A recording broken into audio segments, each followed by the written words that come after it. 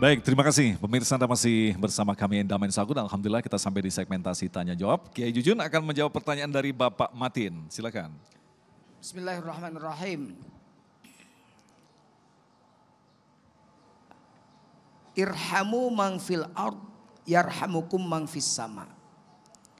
Sayangi yang di bumi, maka yang di langit akan menyayangimu.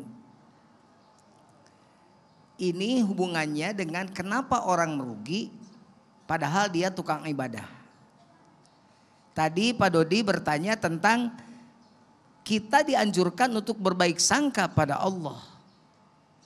Tapi kenapa ketika orang ahli ibadah merasa dirinya ahli surga, tapi kemudian menjadi orang yang rugi?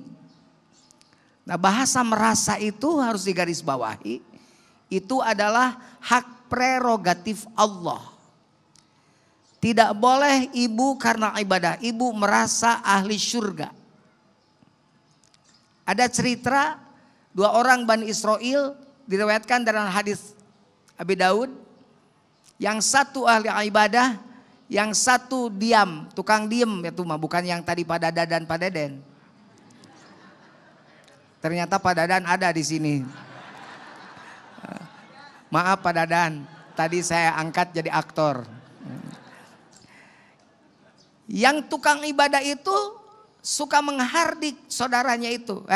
Kamu ibadah. Berhentilah berbuat tidak baik. Diem aja.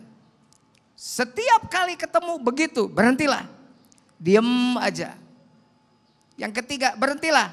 Kata yang suka diem itu, biarkan aku bersama dengan Tuhanku. Engkau tidak usah mengawasiku.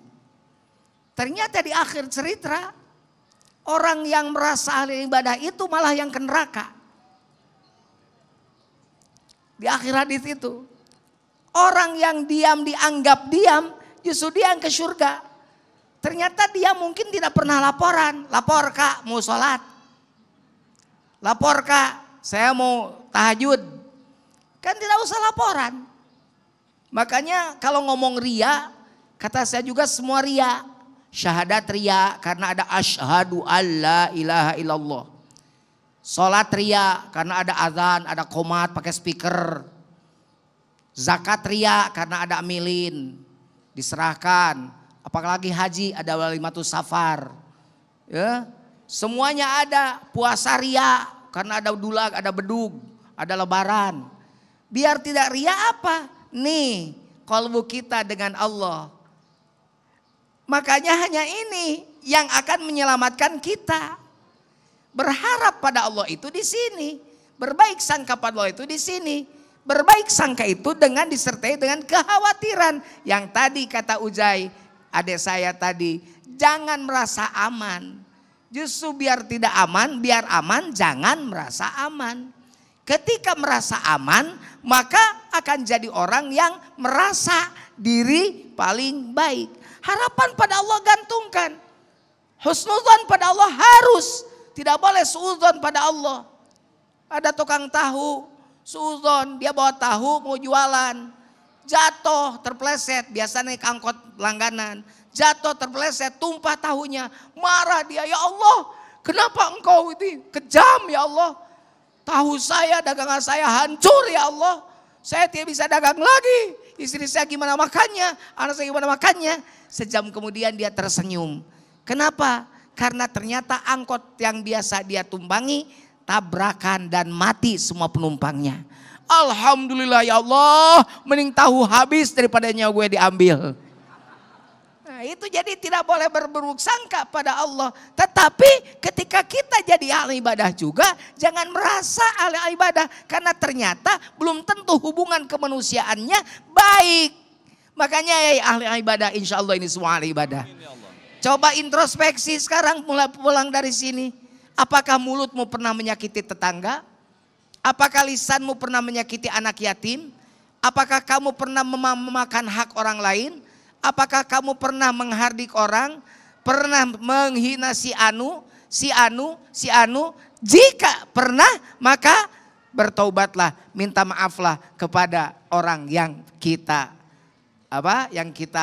zalimi yang kita sakiti. Nah, kalau kita kaitkan dengan satu hadis, apakah ini yang dimaksud dengan masuknya orang ke dalam surga itu karena rahmatnya Allah, bukan karena amalan kita? Betul. Jadi jangan merasa diri masuk ke dalam surga itu karena amalnya. Ada orang yang masuk karena amalnya, dia merasa ahli amal. Dalam satu riwayat diterangkan, dia merasa ahli amal, kemudian dia dimasukkan ke surga. Ketika dia masukkan ke surga, dia berkata, ya Allah, aku dimasukkan ke surga karena amalku ya Allah. Akhirnya Allah marah, bukan karena rahmatku. Kalau kamu merasa bahwa dirimu dimasukkan ke dalam surga karena dirimu, karena amalmu, lemparkan dia ke neraka.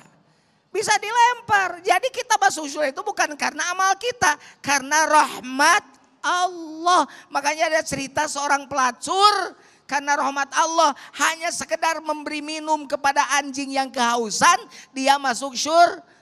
Kata ibu, wah tuh mengenahnya jadi pelacur, bukan begitu gitu kan. Itu menunjukkan betapa rahmat Allah itulah yang harus kita harapkan gitu ya. Makanya rahmat Allah, betul kata Mas Agung tadi, bahwa jangan merasa bahwa dia itu merasa masuk surga karena amalnya, tapi karena rahmat Allah. Masya Allah. Baik, terima kasih Kiai.